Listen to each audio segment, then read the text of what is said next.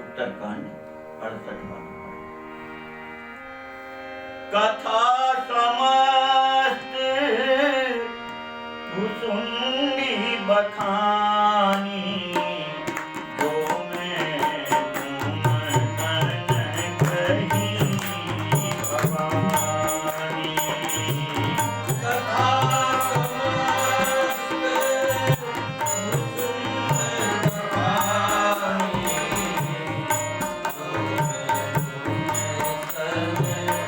कही भवानी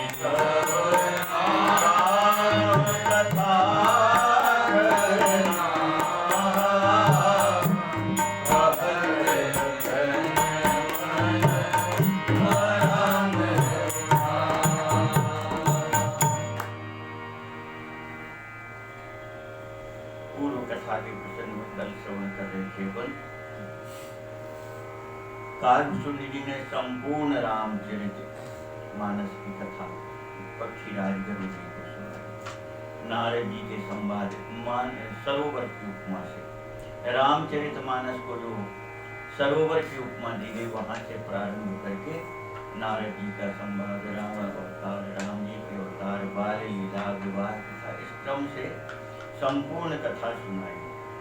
और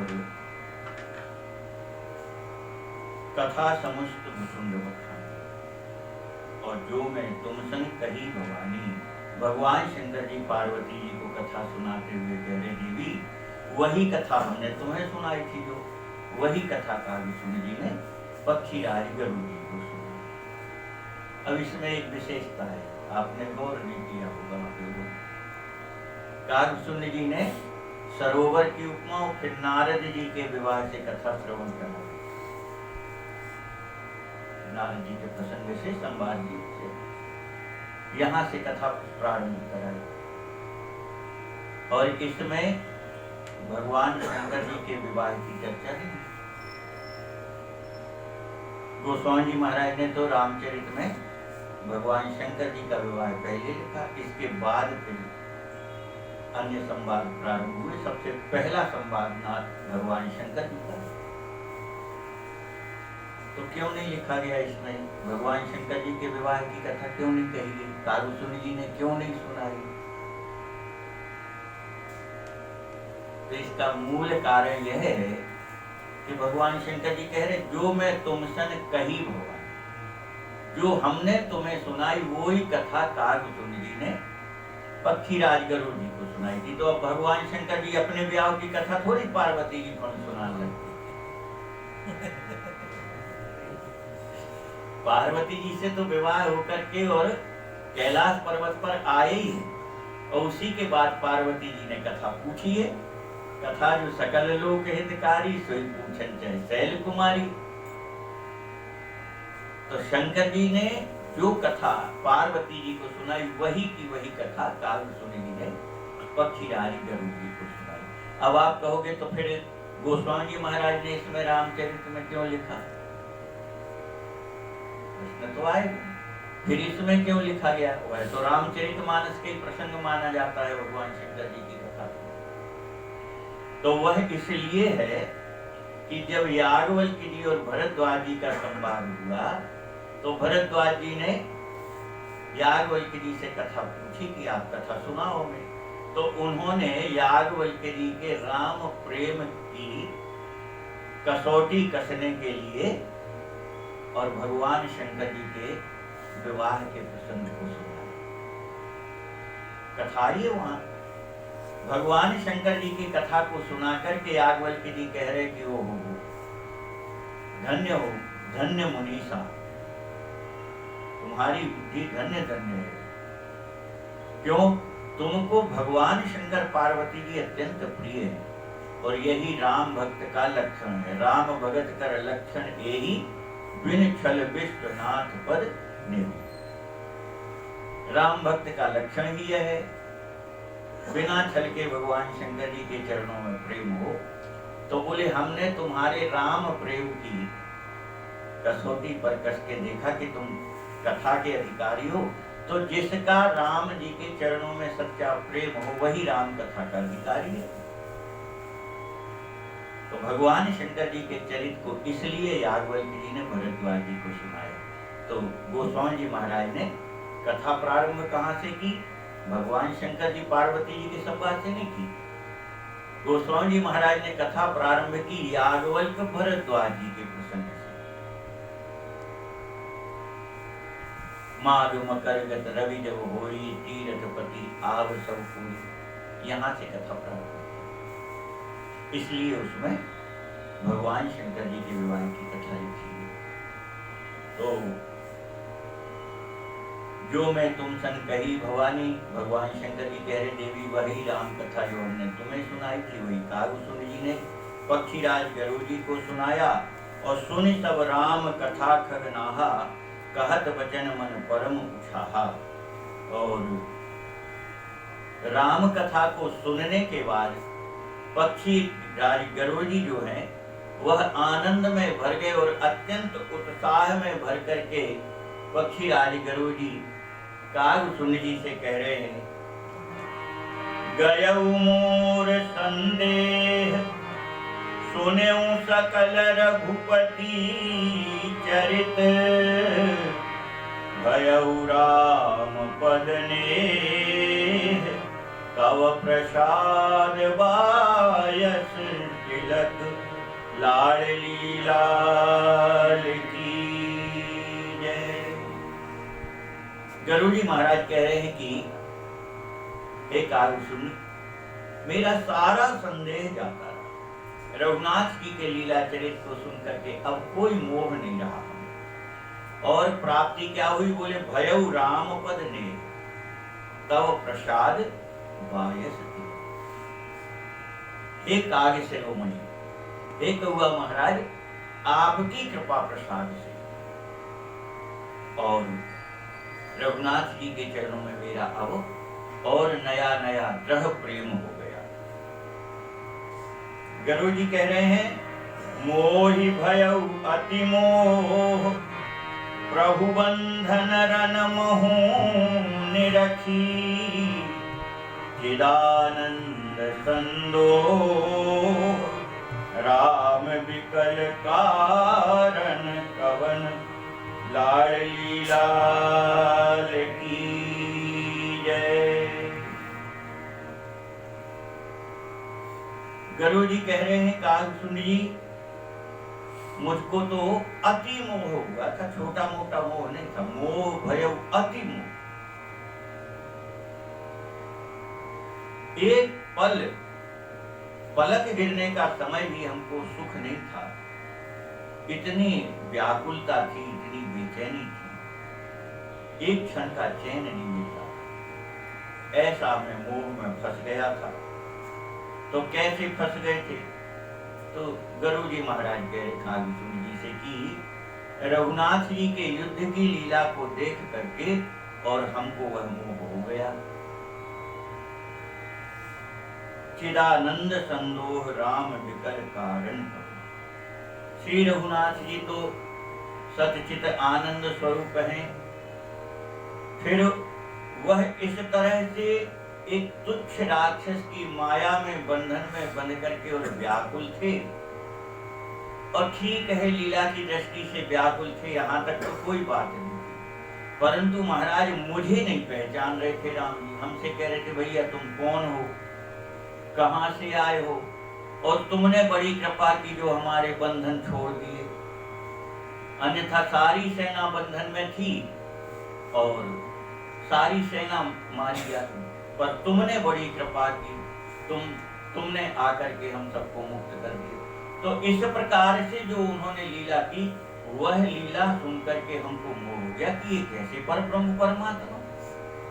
अरे जिंदगी हो गई, हमको अपनी पीठ पर बिठाल के इनको ढो रहे हैं, घुमाते घुमाते, जहां इच्छा करते हैं वहां मैं अपनी पीठ पर बिठाल के ले जाता हूँ। तो हम ही से पूछ रहे थे कि तुम कौन हो? तो इसलिए देख चरित्र अति नर अनुसार, वह युद्ध भूमि के जो ठाकुर जी के चरित्र थे एकदम साधारण मनुष्य की तरह थे, और उन चरित्र को देख करके हमको संदेह हो गया भगवान की लीला पर कि ऐसा कैसा परब्रह्म परमात्मा है। उसमें परब्रह्म परमात्मा के तो एक लक्षण उस समय नहीं दिखे हमको युद्ध भूमि में, और सोई भ्रम अवहित करने जाना। परंतु कौआ महाराज, वह जो मोह हुआ आज मेरी समझ में आ रहा कि रघुनाथ जी ने कृपा करके और मोह में हमको डाला।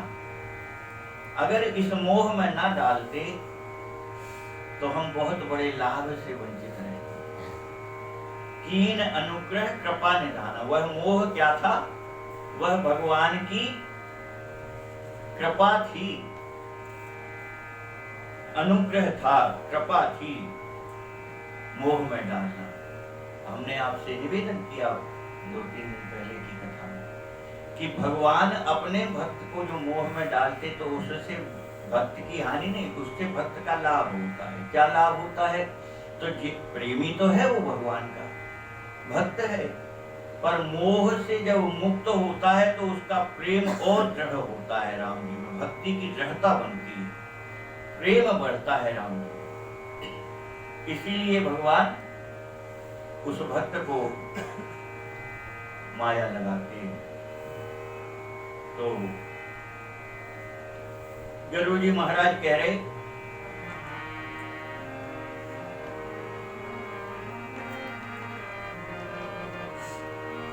जो अतिया तप व्याकुल होई, तरु छाया तुम जान सोई। जो अतिया तप व्याकुल होई, तरु छाया तुम जान सोई। नहीं होत मोहति मोही, मिलते उदात कवन विधि होही।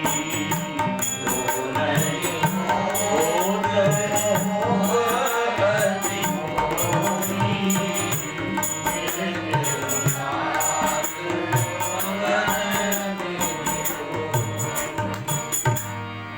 जो अति आतप व्याकुल, क्यों मोह लगाते हैं भगवान? तो गुरु जी महाराज कह रहे हैं कि देखो, वृक्ष की छाया का सुख वही जानता है जो दोपहर की धूप में सूर्य के तेज प्रकाश से तप रहा, और जब धूप में तपन में उसको कष्ट होता है और वह जब वृक्ष के नीचे पहुंचता है तो उस वृक्ष की छाया का सुख का अनुभव उसी को हो सकता है। अब जो एसी में बैठे, कूलर में बैठे, वो क्या जाने कि वृक्ष की छाया का सुख क्या होता है, पर इसमें कोई संदेह नहीं। धूप में काम करने वाले मजदूर जब दोपहर में विश्राम करते हैं वृक्ष के नीचे, वह सुख की नींद। अब उसे लोग भले ही कहें कि नहीं वो जो गरीबी है और मजबूरी है, नहीं, वह भगवान की कृपा ही समझो आप। क्यों? उसका सुख विलक्षण है। उसका सुख वो नहीं जान सकते जो कभी धूप में तपे ही नहीं, क्या जान। तात्पर्य क्या है? बोलिए, माया के कष्ट से व्याकुल जब हुए तो ठाकुर जी की कृपा की छाया जो है उसका सुख प्राप्त हुआ। अब मोह में ना जाते तो ठाकुर जी की यह कृपा कहाँ मिलती है। इसलिए गुरु जी कह रहे, जो नहीं हो तो मोह अति मोह। हे तात का कुशनिधि, यदि हमको यह मोह नहीं होता तो आप ही बताओ, आप हमें कैसे मिलते हैं और कहाँ मिलते? मिलते हूँ तात कवन विधि तो ही, मैं आपको कहाँ मिल पाता, कैसे मिल पाता हूँ? आपसे मिलन ही नहीं हो पाता हमारा। तो मूल में क्या है? मूल में वह भगवान श्री रघुनाथ जी की अहेतुकी कृपा है मोह में डालना। पक्षीराज गुरु जी कह रहे हैं, सुनते उनकी हरि कथा तुम्हारी, अति जय बहु विधि गाई। सुनते उनकी हरि कथा तुम्हारी, अति जय बहु विधि गाई।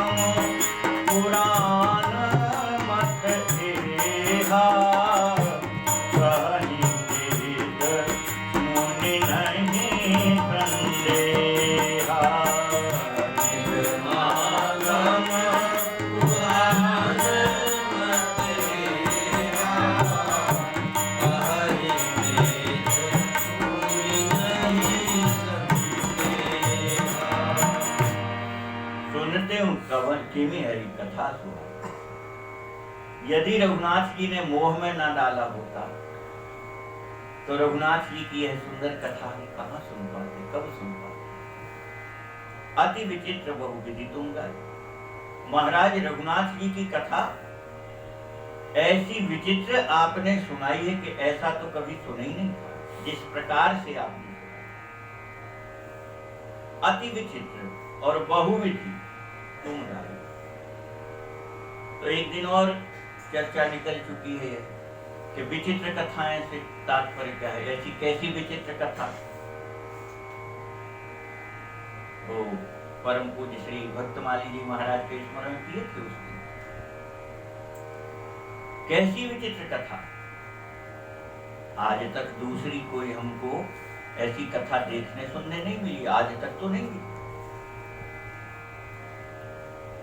परम पूज्य प्रातः स्मरणीय भक्तमाली जी महाराज जो कथा कहते तो आवाहन करते ही करते नेत्र बंद हो जाते, पोथी खुली रखी रह जाती और नेत्र बंद करके 4 घंटे एक रस कथा कहती। ना बीच में कोई गाना, ना बजाना, ना चुटकुला, ना कहानी, ना कोई कुछ नहीं, एक सी कथा कहते जाते 4 घंटे। और अब यहाँ तो बहुत लोग बैठे हैं जिन्होंने उनकी कथा सुनी है, बैठे हैं 4 घंटे कथा में। तो उनसे पूछो कि वो 4 घंटे होश रहता था कि तुम कहाँ हो, कौन हो। 4 घंटे इस लोक से ही बाहर हो जाता था वो श्रोता। और जाने उनको क्या था, बिल्कुल समय से 4 घंटा पूरा होता था और नेत्र खोलते हो और फिर कथा को विश्राम कर देते। और एक दिन में 4-4 घंटे 2 बार कथा सुनाते। हमने निवेदन किया था कि आज 2 घंटे 3 घंटे कथा को बिठाने के लिए श्रोताओं को वक्ता कितनी मशक्कत करते हैं। पूरी ऑर्केस्ट्रा संग में लेके बैठक, फिर हर 5 मिनट के बाद एक न एक भजन, न कछु गजल, शेर शायरी, चुटकुला, कव्वाली, लोकगीत, जाने कितना प्रयोग कर करके और श्रोताओं को 2.5-3 घंटे बांधने का प्रयत्न करते। इसके बाद भी श्रोता बंध नहीं पाता उनसे।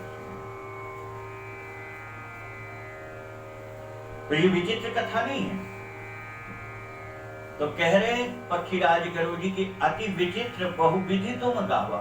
अत्यंत विचित्र तरह से आपने हमको कथा श्रवण कराई। और उस विचित्र में बहुत से प्रसंग ऐसे हैं जो केवल भगवान शंकर जी और कागभूषुंड जी के सिवा अन्य किसी को वह भेद, वह रहस्य मालूम नहीं है। आगे जब कागभूषुंड जी और अपना चरित्र कहेंगे। हाँ, अब देखो ना, अब इसमें रामचरितमानस में वहाँ अभी जब अपन कथा के प्रसंग में कह रहे थे तो जानकी जी से भगवान ने कहा कि तुम पावक मह करो निवासा, जब लगी करो ने साचर नासा। और आगे लिख रहे गोस्वामी जी बोले लक्ष्मण हु यह मरम न जाना। अरे गोस्वामी जी लिख रहे लक्ष्मण हु यह मरम न जाना। तो सबसे पहली बात तो ये है कि यही बात गोस्वामी जी को कैसे पता लगे कि लक्ष्मण जी वह मरम नहीं जान सके। है ना विचित्र, कैसे जान गए फिर गोस्वामी जी, कैसे जान गए। तो इस तरह के बहुत से प्रसंग हैं जो बुद्धि से परे हैं। गोस्वामी जी महाराज ने इसीलिए रामचरित के प्रारंभ में एक बात लिख करके श्रोताओं को सावधान किया। बोले देखो रघुनाथ जी की कथा पूर्ण श्रद्धा, पूर्ण विश्वास और प्रेम सहित श्रवण करोगे तब तो लाभ होगा, अन्यथा कुछ प्राप्त नहीं होगा। क्यों? बोले रघुनाथ जी के चरित्र है ना,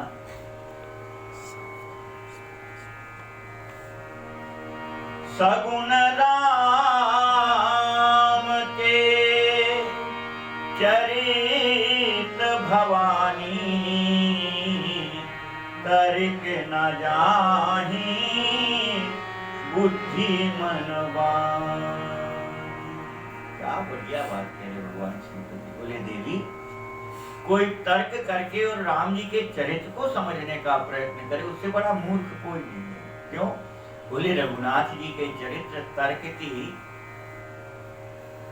से नहीं जाने जा सकते। नहीं, वह तो प्रेम अनुराग से प्रकट होते हैं।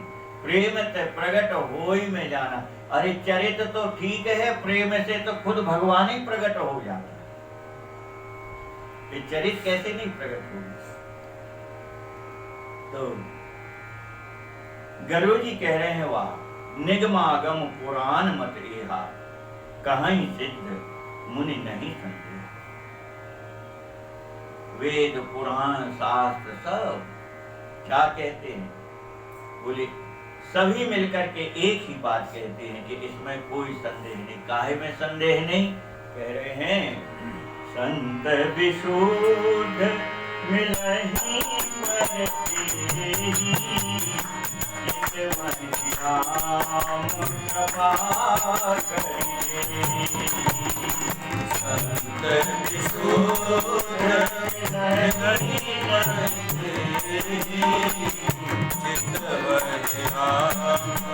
कथा करिए। राम कृपा दर्शन भयउ, तब प्रसाद तब संशय गयउ। राम कृपा दर्शन भयउ, तब प्रसाद सब संशय गयउ। राम कृपा तब दर्शन भयउ, तब प्रसाद तब संशय गयउ। राम कृपा तब दर्शन भयउ, तब प्रसाद तब संशय गयउ। पक्षीराज गरुड़ जी कह रहे, सब कहते वेद पुराण शास्त्र संत ऋषि मुनि सबका एक ही मत है, संत विशुद्ध मिलहि परितेहि। सच्चे शुद्ध, विशुद्ध यानी एकदम शुद्ध पवित्र सच्चे जो संत है, ऐसे विशुद्ध संत उसी को मिलते हैं। किसको? बोले चित वही राम कृपा कर जेरी, बिन हरि कृपा मिलहि नहीं संता। बिना भगवान के कृपा के ऐसे सच्चे संतों का मिलना बहुत कठिन ही नहीं दुर्लभ है। ऐसे संत तो भगवान की कृपा से ही मिलते। अब ठाकुर जी ने कृपा ना की होती तो अपन सबको परम पूज्य श्री भक्तमाली जी और वर्तमान में उन्हीं के कृपा पात्र, उन्हीं की रहनी, उन्हीं की तरह सब प्रकार से विशुद्ध संत परम पूज्य प्रातः स्मरणीय मरु पीठा के सब। ये कैसे मिलती है? कैसे मिलती है? भगवान ने ही कृपा करके मिला है, अन्यथा कैसे मिला? जीवन भर अपन तीर्थों की यात्रा करते रहते हैं, पर उस तीर्थ में रहने वाले संतों को अपन नहीं पहचान पाते। और भगवान जब कृपा करते हैं तो कभी कभी घर ही बैठे कहो संत भगवान पधारे। और फिर तो यह भगवत कृपा से प्राप्त होते हैं। राम जी की कृपा के बिना और कोई उपाय नहीं है विशुद्ध संत मिलने का। विशुद्ध संत मिले हैं, तात्पर्य रघुनाथ जी ने हम पर कृपा की है। तो गरुड़ जी कह रहे हैं राम कृपा तब दर्शन हुए। रघुनाथ जी की उस अहेतुकी कृपा से ही आज मैं आपके दर्शन पा रहा हूं। और तब प्रसाद सब संशय गए। राम जी की कृपा से आपके दर्शन हुए और आपकी कृपा से हमारा मोह दूर हो गया, सारे संशय दूर हो गए। तब प्रसाद, आपकी कृपा प्रसाद से सारा संशय दूर। सुन विहंग पतिवानी सहित विनय अनुराग, पुलक गात लोचन सजल, मन हर्षिउ अति काज, लाडली लाल की जय। पुरखा है पक्षियों के गरुड़ी महाराज, और गरुड़ी के द्वारा ऐसी वाणी सुन करके, सुन विहंगपति वाणी, कैसी वाणी है? साहित्य विनय और अनुराग। वाणी में अत्यंत विनम्रता है, वाणी में अत्यंत प्रेम भरा हुआ है। पुलक गात लोचन सजल, गरुड़ी की उस वाणी को सुनते ही कागभूषुंड जी का सारा शरीर पुलकित हो गया।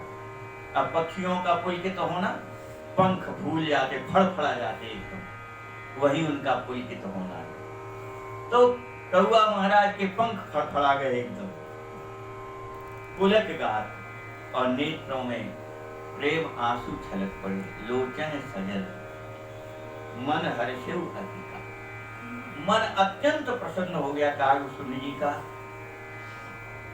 भगवान शंकर जी कह रहे हैं पार्वती जी से, श्रोता सुमति सुशील सुचि, कथा रसिक हरिदास, पाय उमा अति गोप्यमपि, सज्जन करहि प्रकाश, लाडली लाल की जय। भगवान शंकर जी पार्वती जी से कह रहे हैं, देवी अत्यंत सुंदर बुद्धि वाले, सुशील पवित्र कथा के प्रेमी, वह भगवान के जो सच्चे सेवक होते हैं, ऐसे श्रोताओं को पाकर के, और वक्ता जो है वह अत्यंत गोप्य यानी गुप्त, ऐसे रहस्यों को भी प्रकट कर देते हैं जो सर्व सामान्य में वह रहस्य प्रकट नहीं किए जा सकते।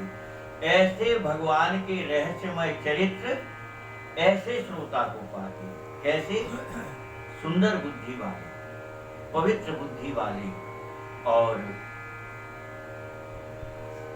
हरि से भगवान के जो प्रेमी हैं, भक्त हैं, ऐसे श्रोता को पाकर के वक्ता गूढ़ रहस्यों की कथाओं को भी और प्रकट कर देते हैं, जो सर्व सामान्य के सामने प्रकट नहीं कर सकते, और न करना चाहिए।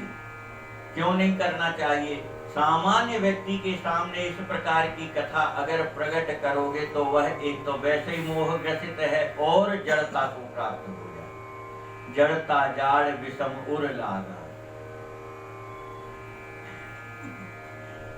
और मोह उनका दृढ़ होता जाता है।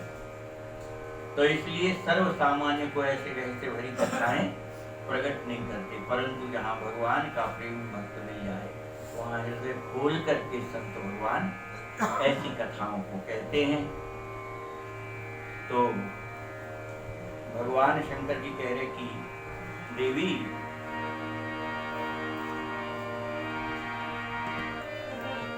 बोले काग भूषुंडी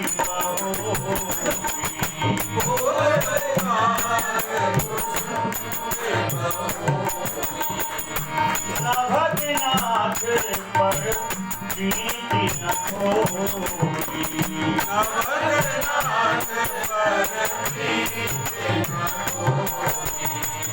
अब दीनानाथ पूजे तुम मेरे, अब दीनानाथ पूजे तुम मेरे। रघुनायक की कृपावत, रघुनायक की तुम्हारी नामंत्र मोहन माया, तुम्हारी नामंत्र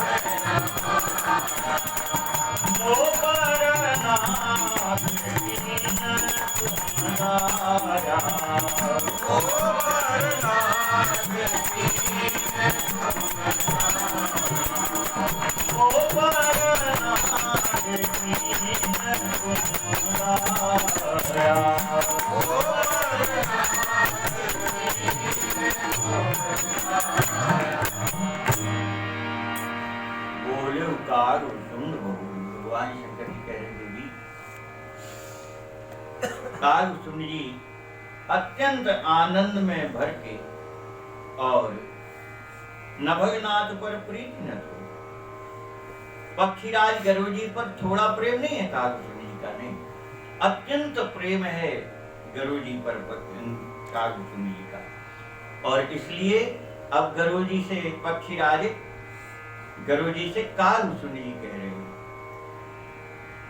कह रहे सब विधिनाथ पूज्य तुम मेरे नाथ, आप सभी प्रकार से हमारे पूज्य हो और कृपा पात्र रघुनायक के, और सब प्रकार से आप रघुनाथ जी के कृपा पात्र हो। ऐसा नहीं कि आप पे कोई कृपा की कमी हो, रघुनाथ जी सेवा में ही रहते। तो भगवान की अपार आप पर कृपा है और सब प्रकार से मेरे पूज्य हो। और हे नाथ, सच्ची बात तो यह है कि ना तो आपको कोई संशय है ना कोई मोह था, तुम ही ना संशय मोह न माया, ना आप पर कोई मोह व्यापा था ना कोई संशय था आप पर। फिर क्या था ये सब?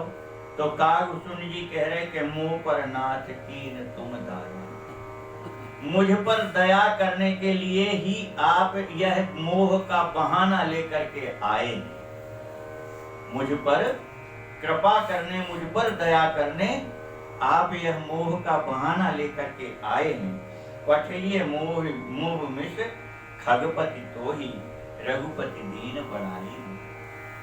कालसुन जी कह रहे पक्षीराज गरुड़ जी, सत्य बात यही है कि आपके बहाने रघुनाथ जी और मुझ पर कृपा करना चाह रहे थे। रघुपति दीन बढ़ाई मोही, मुझे बड़प्पन देने के लिए, मेरी यश कीर्ति का विस्तार करने के लिए ही रघुनाथ जी ने आपको हमारे पास भेजा है। आपको कोई मोह के कारण नहीं भेजा कि मोह की निवृत्ति को भेजा, आपको कोई संशय नहीं था, संशय दूर करने के लिए नहीं भेजा था, नहीं, ये तो बहाना था। मूल कारण तो भगवान की हमारे ऊपर कृपा थी, रघुनाथ जी हमको बड़ाई यश कीर्ति देना चाह रहे थे, इसलिए आपको यहाँ भेजा है। आपको मोह नहीं, ना था ना है।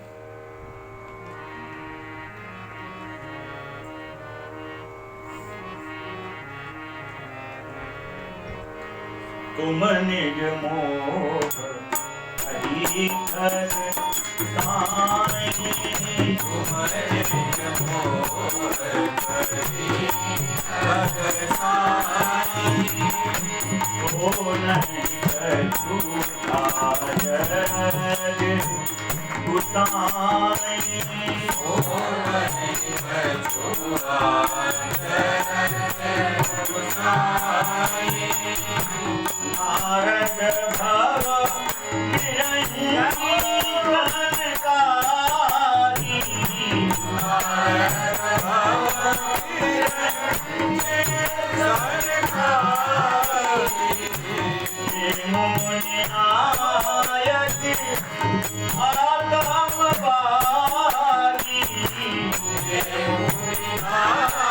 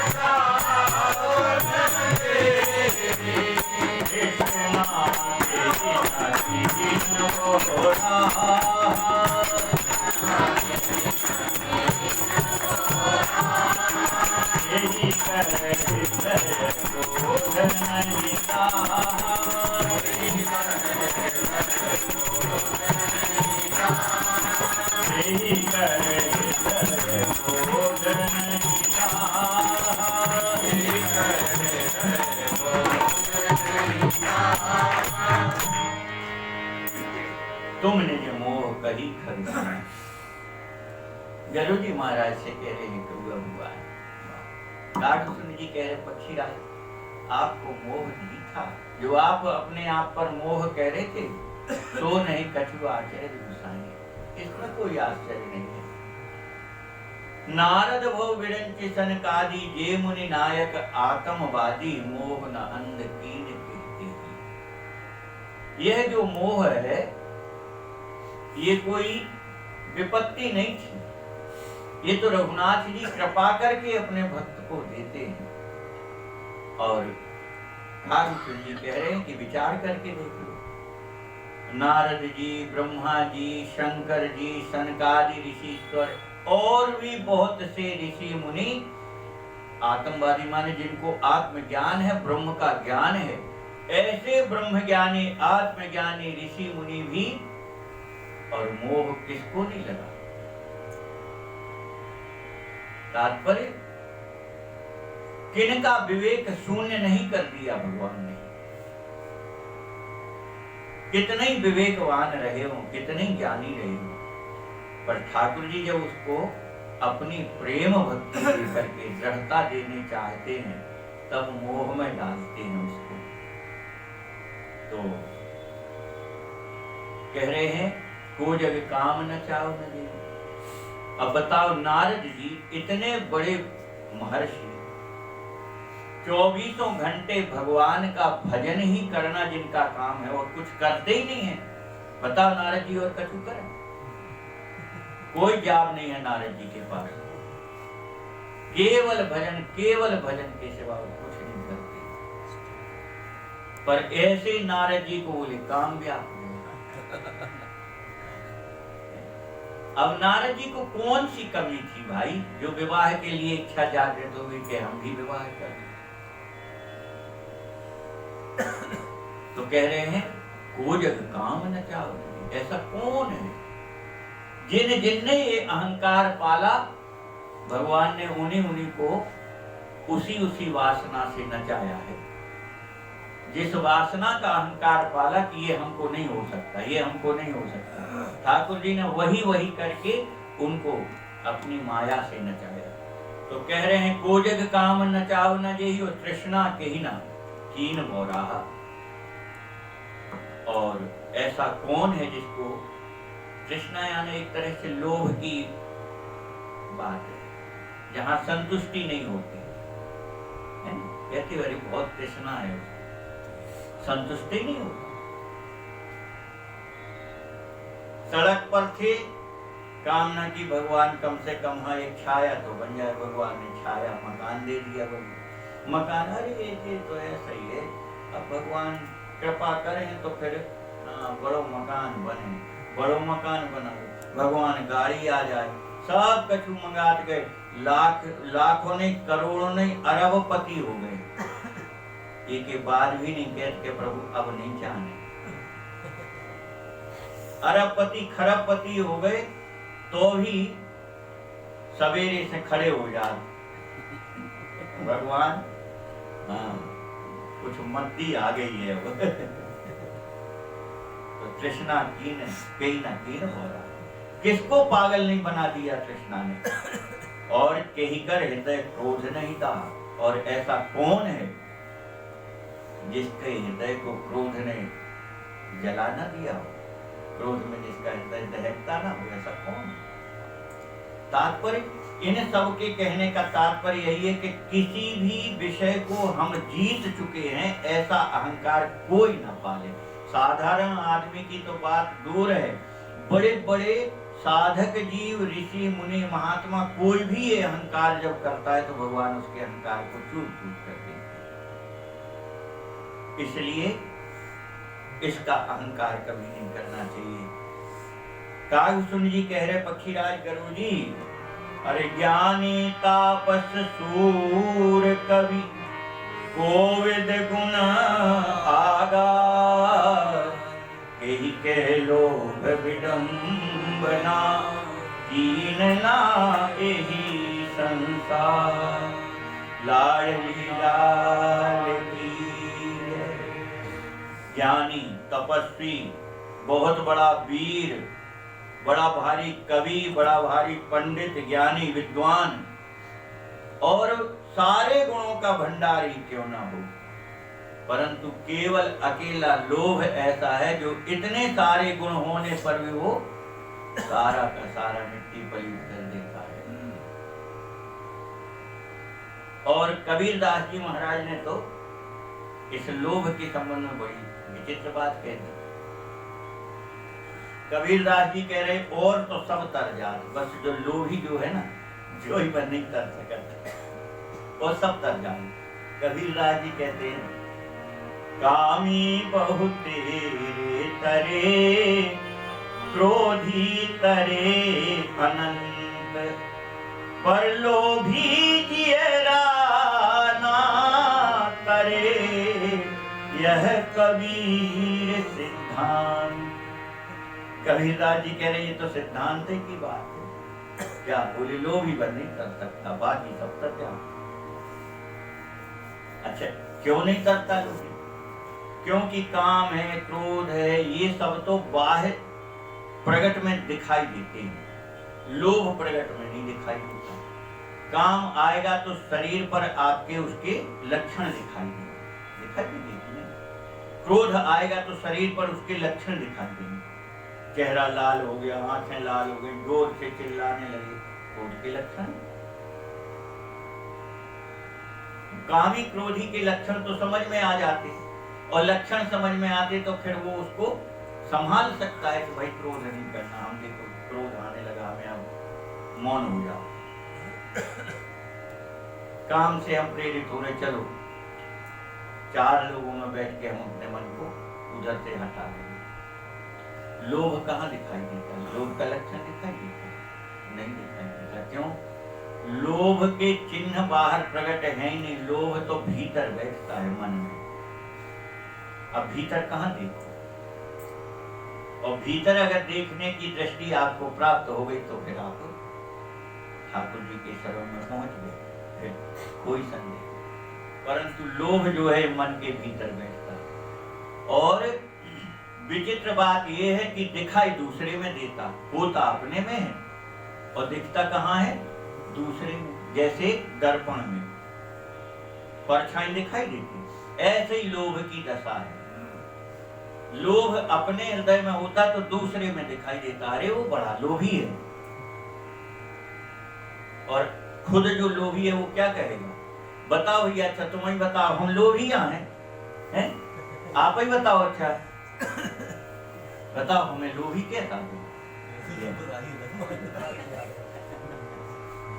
तो ये दशा है लोभ की, और इसलिए कह रहे कहीं के लोभ विडंबना। लोभ ने किसकी प्रतिष्ठा नहीं मिट्टी में मिला दी, सब मिट्टी में मिल जाती। लोभ सबसे खतरनाक है।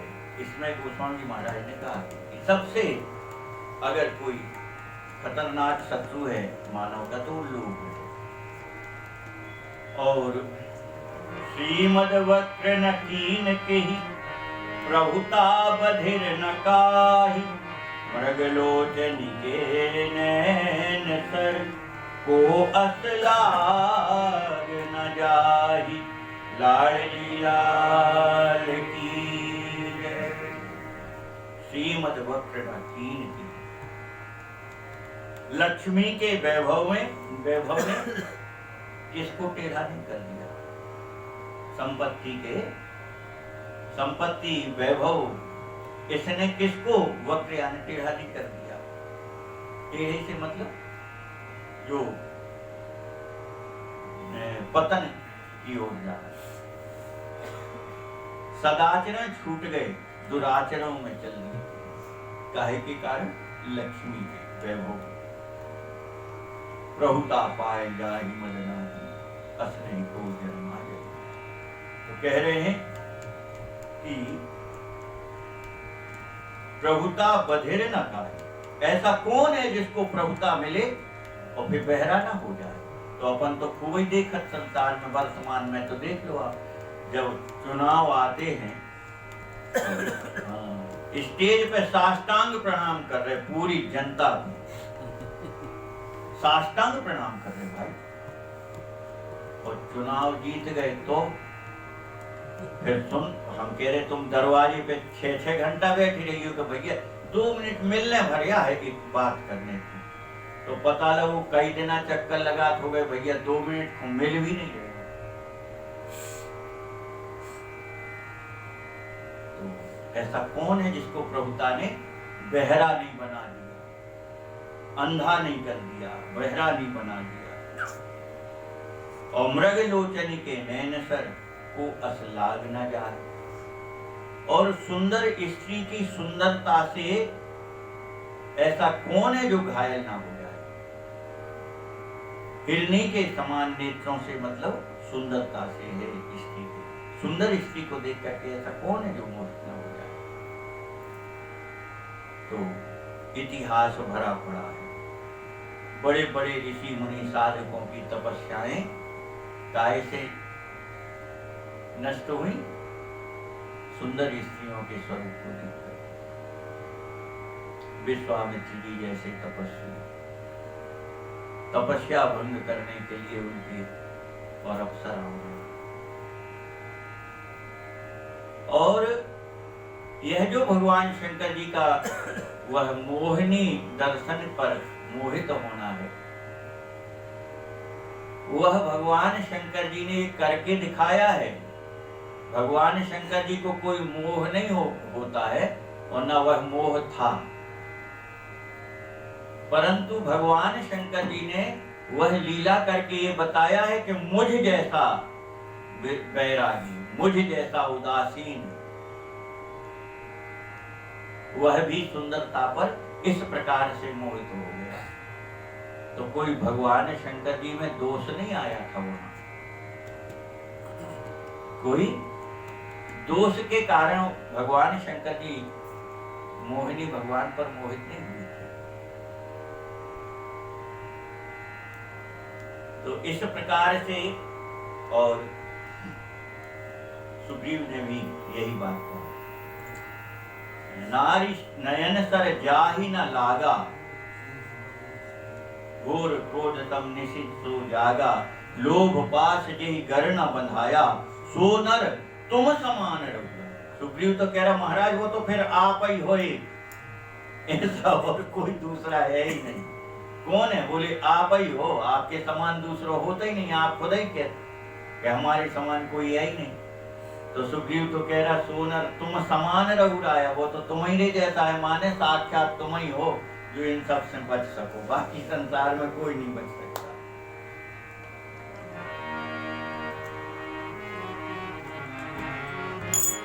गुण कृत सन्य पाल नहीं, गुण कृत सन्य पाल नहीं, गुण मान मत दयुनि देहि, गुण मान मत दयुनि देहि, यौवन धर नहीं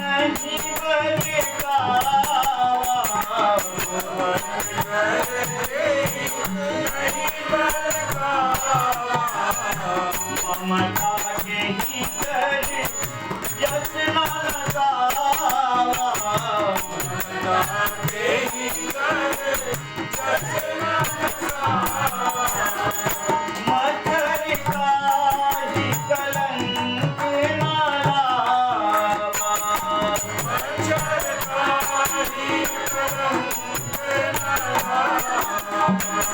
काहि न सोच समीर दुलावा, काहि न सोच समीर दुलावा, जिंदा हो नहीं आया,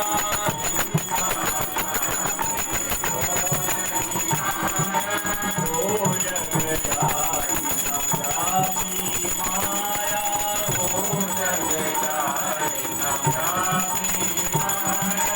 हो जग जाई न जाती माया, हो जग जाई न जाती माया।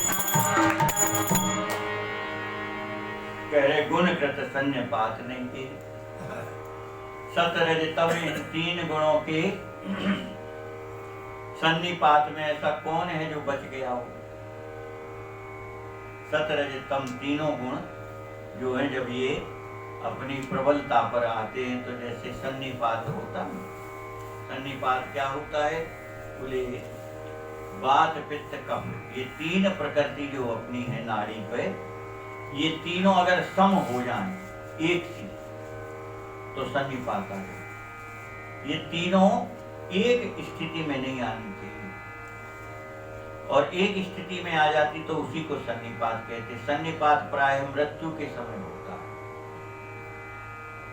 और तब अपने यहाँ बोलचाल की भाषा में उसको कहते वे बाय में आ गए। बाय में आ गए माने वो सन्निपात है।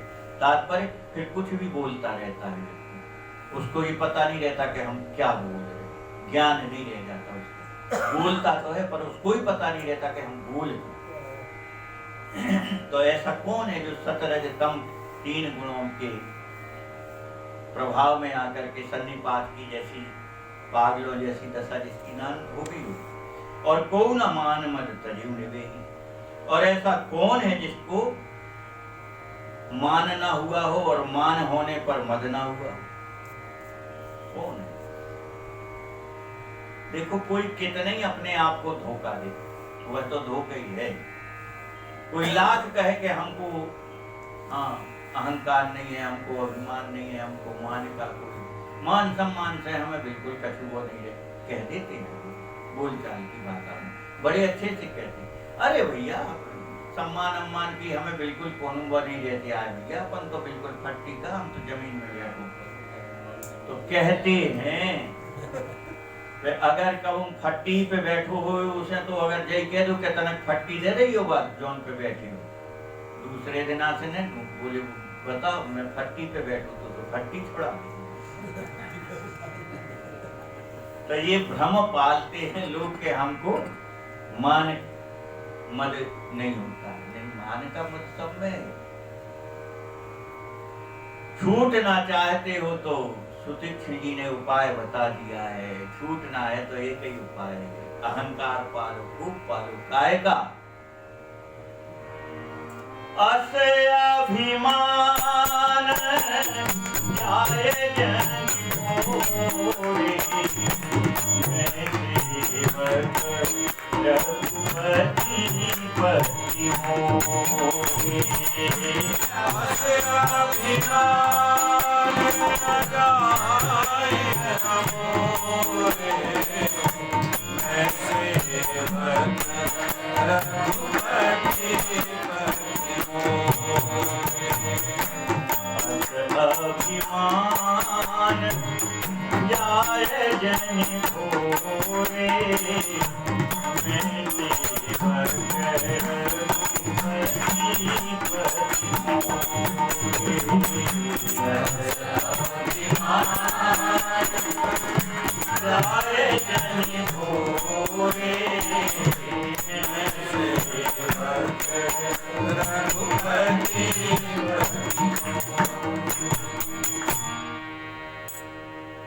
अहंकार पालो, खूब पालो। काय का?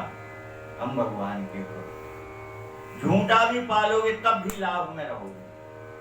असली तो होना बड़ा कठिन है, परंतु झूठा अहंकार भी पाल लोगे कि हम भगवान के भक्त, तब भी कहीं आपकी हानि नहीं है, लाभ ही लाभ है।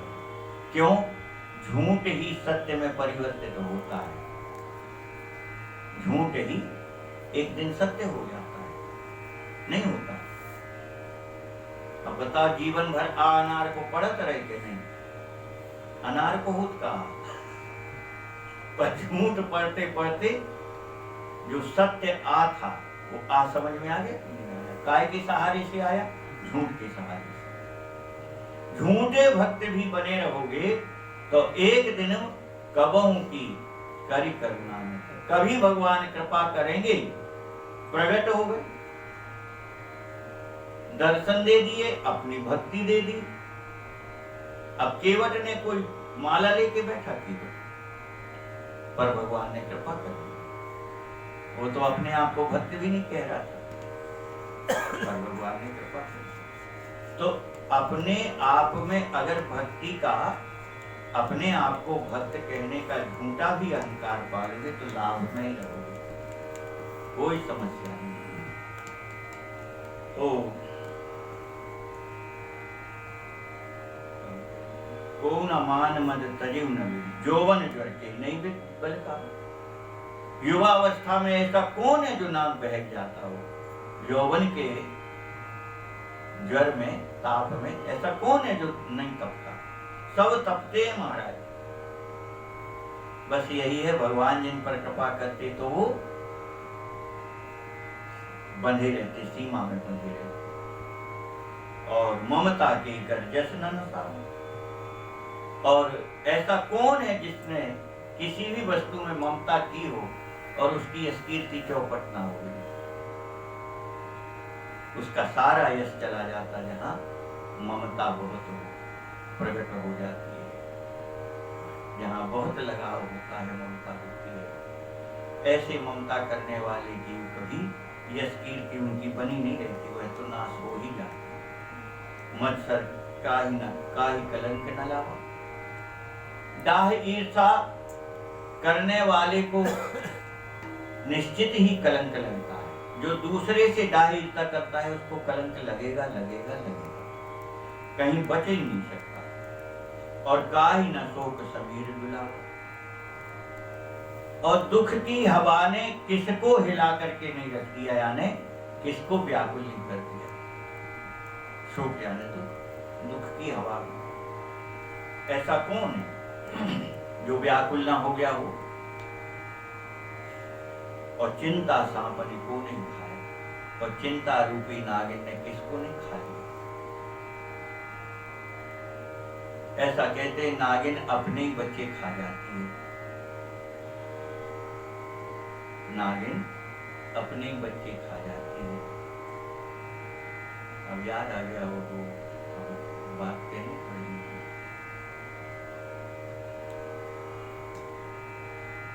शूर्पणखा के प्रसंग में गोस्वामी महाराज ने बड़ी विचित्र बात लिखी।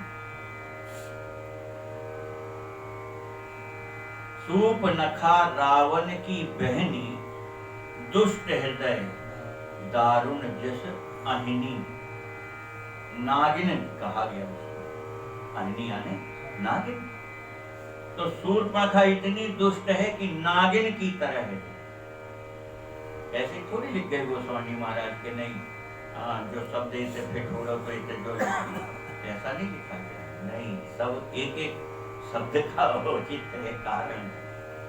शूर्पणखा को नागिन से उपमा लिखने का तात्पर्य यही है कि सारे राक्षस वंश का नाश कराने के मूल में वही तो है। सारे निशाचर वंश को नष्ट कराने के मूल में शूर्पणखा ही है। अच्छा बताओ, शूर्पणखा नहीं आती तो राम जी रावण को कैसे मारते? बताओ। और आ भी गई थी, नाक कान कट गए थे, और ना वो जाकर के रावण को प्रेरित करती तो भी भगवान कैसे मारते? नहीं जाए शूर्पणखा रावण प्रेरा। उसने रावण को प्रेरित किया काय के लिए? मरवे के तो हम देखे आए धुआं, धुआं देख खरदूषण केरा। जाय शूर्पणखा रावण प्रेरा, यही अर्थ है इसका। धुआं देखना यानी मर गए। अपने माताएं आपस में जब झगड़ा हो तो बहुत गुस्सा में रह के बिल्कुल सीधी गई कह के जब लोग को धुआं न देख ले, जब लोग हमारी छाती ठंडी नहीं होती। तो वहां गोस्वामी महाराज ने उसी को लिखा है कि धुआं देख खरदूषण केरा। खरदूषण का धुआं देख लिया शूर्पणखा ने, और अब तीसरे को देख पहुंच गई, बोले जाए शूर्पणखा रावण प्रेरा। अब रावण का धुआं देखना चाहती है। और इसलिए जब तक रावण व्याकुल होकर के क्रोध में भर के ये नहीं कहा कि मैं जीतता हूँ, कहाँ के राजकुमार हूँ, मैं जाकर के बदला लूंगा तुम्हारी, तब तक बोलता ही नहीं शूर्पणखा। उठा के आप देखना कथा, कथा में आप गौर करके देखना, वो तब तक बोलती रही जब तक रावण क्रोध में भर नहीं गया। तो अहनी शब्द लिखा उसको, अहनी नागिन। नागिन कैसी होती है? अपने ही वंश को नष्ट कर देती है, अपने ही बच्चों को खा जाती है। तो चिंता सांपनी को नहीं खाया। चिंता क्या है? ये नागिन है। क्यों? तुम अपने ही मन में चिंता करते हो और स्वयं ही नष्ट हो जाते हो। चिंता जो करेगा तो स्वयं हानि होती उसकी। अच्छा आप बताओ, आप चिंता करोगे तो दूसरे को क्या फर्क पड़ता है? हानि किसकी होगी? आपकी ही होगी। और अधिक चिंता में क्या हानि हो सकती है? मृत्यु तक आ जाती है। सुग्रीव को अगर राम जी ने मिलते तो चिंता ही चिंता में मर जाते। बाली त्रास चिंता जर छाती, छाले पड़ गए हृदय में, टीबी हो गई। तो चिंता जो है वह नागिन है। क्यों? वह स्वयं को ही नष्ट कर देती है जो चिंता करता उसी को। और को जग जाहि न व्यापी माया। और संसार में ऐसा कौन है जिसको माया ना व्यापी हो? कोई हो। तो यहाँ इसका आशय तो सीधा सीधा है कि संसार की रचना ही माया से है भगवान। तो संसार शब्द होते ही माया ग्रसित है। ब्रह्मांड जहां कहा जाएगा वहां माया से ग्रसित है ब्रह्मांड। ब्रह्मांड निकाया निर्मित माया। काय से बना है? निर्मित माया। इसलिए माया के बाहर कोई ना है, था ना है और ना कभी हो सकता है। ये तो जो भूल ही जाओ कि माया से कोई बच जाए या दूर रह जाए, अछूता रह जाए, ऐसा कहीं नहीं है। तो कह रहे ऐसा संसार में कौन है जिसको माया ना व्यापी हो? माया से ही उसका अस्तित्व है। अभी एक दिन हम कह रहे थे, हम उसको बीच में ही छूट गए वो बात। ब्रह्म जीव बिच माया जैसे, उभय बीच सी सोहति कैसे। ब्रह्म राम जी जीवाचार्य लक्ष्मण जी के बीच में जानकी जी। तो बोले कैसे शोभा पा रही? बोले ब्रह्म और जीव के बीच में जैसे माया शोभा पाती है। तो वहां शोभा पाती है से देखा सुंदर लगती है। क्यों? सारा संसार, जितनी यहाँ सुंदरता संसार दिख रहा है, ये उस माया के ही कारण है। अगर ब्रह्म जीव के बीच में से माया हट जाए तो वो जीव जो है वो ब्रह्म में समा जाए, अस्तित्व ही ब्रह्म जीव का ना रहे। और ब्रह्म में समा जाएगा तो फिर काय की सुंदरता, कैसी सुंदरता। तो सारा संसार जो सुंदर लग रहा है वो माया से सुंदर है। तो कह रहे वो जगह जाहि ना व्यापी माया। कीट मनोरथ धारु शरीरा, कीट मनोरथ धारु शरीरा, बिना लागे गुण कुवत सीरा, बिना लागे गुण कुवत सीरा, सुनवित लोक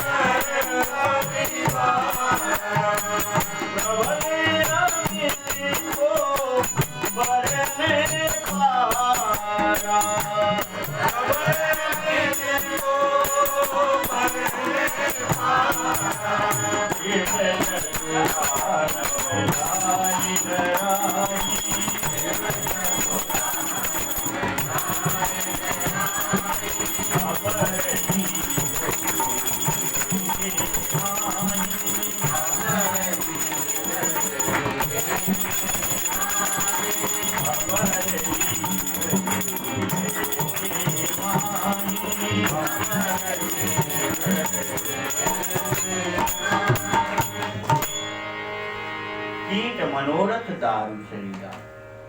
कामनाएं जो हैं यही गुण का कीड़ा है, लकड़ी का दारू है लकड़ी।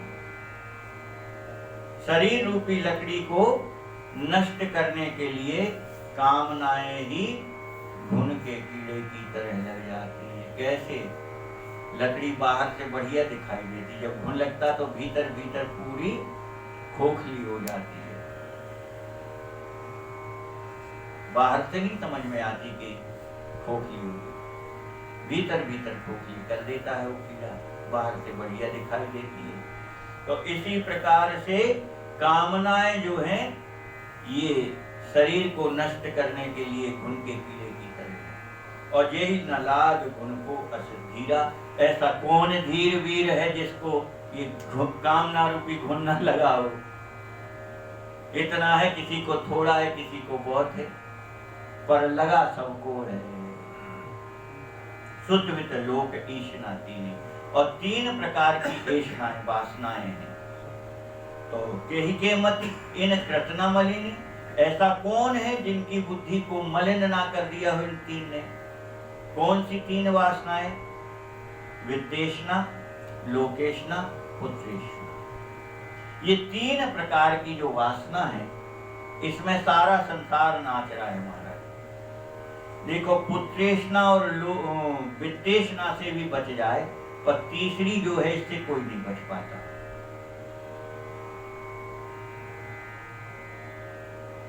हमें विवाह नहीं कराना, हम तो बाबा जी बन, चलो भैया बाबा जी बन गए, पुत्रेशना से बच गए। बाबा जी बन गए तो तनक दिना के भजन के बाद फिर चेला चेतान लगे, तो बोले भाई अब जजमान चेतान है, पढ़े थोड़ी कुटिया तो बन गया। कुटिया बनावे के लाने चेता, फिर उन्होंने कहा कि कुटिया में अब व्यवस्था चाहे, पलंग भी होए, तखत भी होए।